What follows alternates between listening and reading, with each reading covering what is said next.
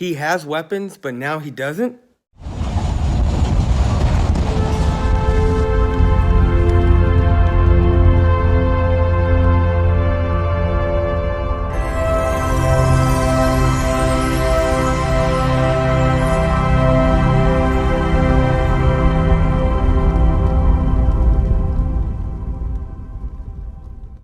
What's going on YouTube? It's your main man, Boys for Life, coming at you with another video.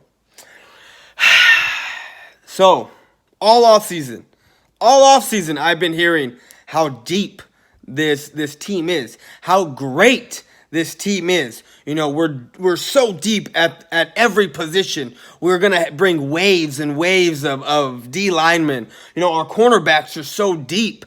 You know, it's okay that one or two guys go down because we're so deep at corner. Our wide receiving core, oh my God, have you seen J.J. Arcega-Whiteside? You know how big body he is? We're gonna be able to pull Deshaun Jackson out when we're in the red zone and use Goddard and Zach Ertz and have Alshon and JJ on the outside and just throw a throw-up ball, 50-50 ball, and watch one of them come down with it because they're so big bodies. And all I heard all offseason was how Miles Sanders was going to be Rookie of the Year. Yes, I heard that. And then how Jordan Howard was such a great talent that he's a top 3 running back.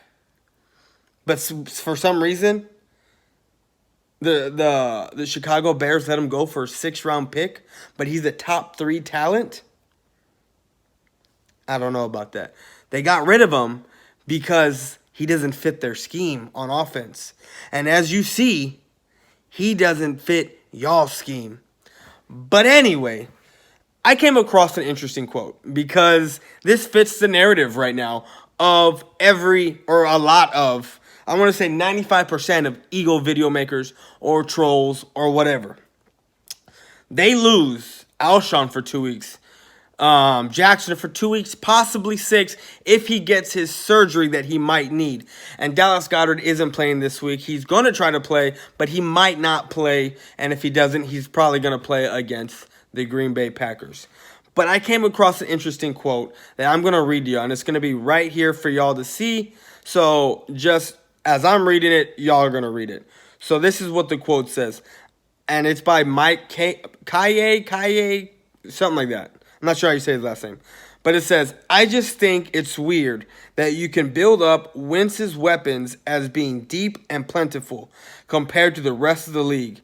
And then when he loses 3 but still has Ertz, Aguilar, Arcega-Whiteside, Sanders, Sproles, and Howard, he doesn't have weapons? Please explain that to me. Because I've heard, like I said, JJ be such a great weapon that he, he's going to do amazing things.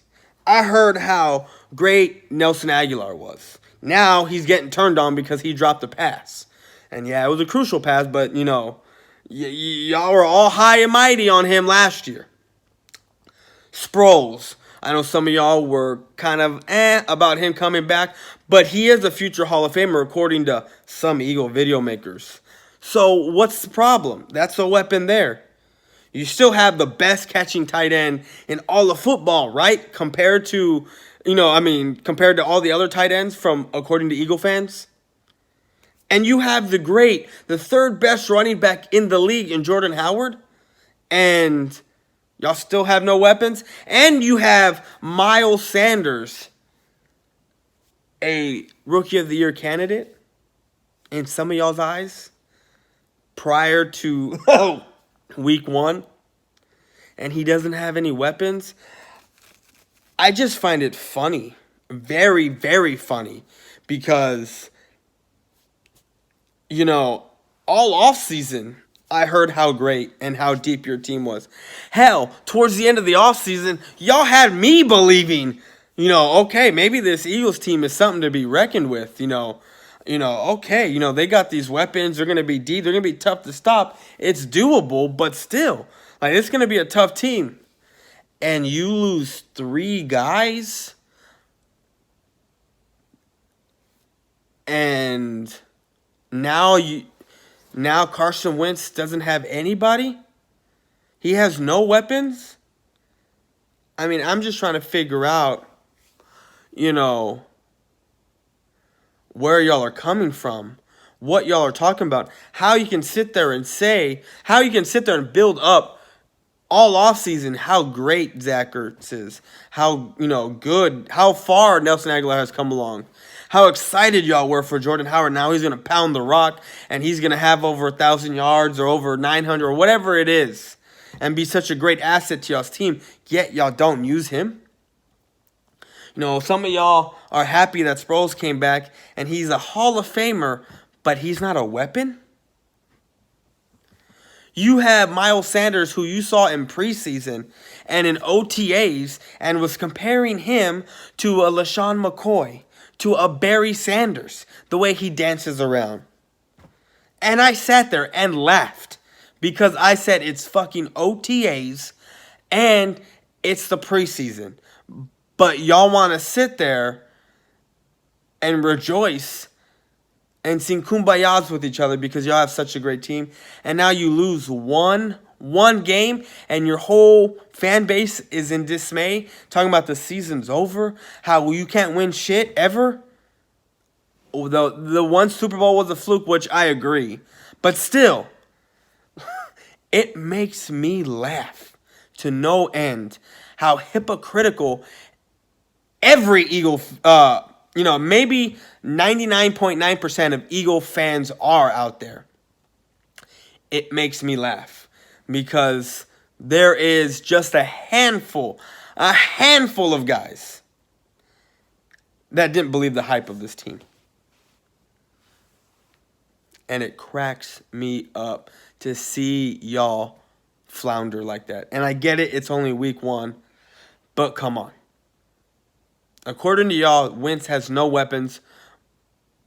But since he is Carson Wentz and he is a future Hall of Famer, even though the numbers don't show it, I mean, he is 8-13 in games decided by 7 points or less. He is only passing for 4.3 yards, per throw, while Dak Prescott last game was averaging 11. I mean, Dak Prescott does have 9 throws over 50 yards, I think, for touchdowns. And there's only 2 guys. It's Tom Brady and I want to say Aaron Rodgers since 2016 with only with more, and they each have 11. Carson Wentz at the top of that. But, it is what it is. The Eagle video makers have the Eagle fan base believing all kinds of shit that they're so brainwashed. So brainwashed. It is ridiculous. But anyway, I just want to know y'all's thoughts and comments of how you say, Eagle fans, how you can sit there and say Wentz doesn't have any weapons, but at the same time, a couple months ago, you said he had all these weapons. Ertz, Aguilar, JJ, Sproles, Howard, Sanders. But now he has nothing? Please tell me how that makes sense. Leave your thoughts and comments down below, please. I'm out. Peace.